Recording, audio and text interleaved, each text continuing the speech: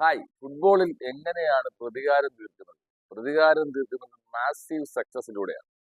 ഈ മാസീവ് സക്സസിന് പിന്നിൽ ഒരു കാര്യം പറയാനുള്ളത്, ഒരു ഫുട്ബോൾ കളിക്കാരൻ തീർച്ചയായിട്ടും കളിക്കാൻ തുടങ്ങുമ്പോൾ നിരവധി പേര് ക്രിറ്റിസിസം ഉണ്ടാവും.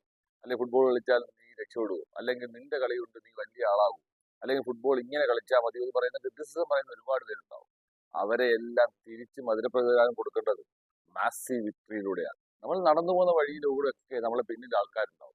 ആ ആൾക്കാരെ ഒക്കെ ഓവർടേക്ക് ചെയ്തു നമ്മൾ ഫുട്ബോളിൽ സക്സസ് ആവുക എന്നുള്ളതാണ്. അതിന് ഏറ്റവും ഇമ്പോർട്ടൻറ്റ് മനസ്സിലൊരു റിവെഞ്ച് കരുതി നമ്മൾ ഫുട്ബോളിൽ സക്സസ് ആവുക എന്നൊരു ഡിറ്റർമിനേഷൻ എടുക്കുകയാണ് വേണ്ടത്.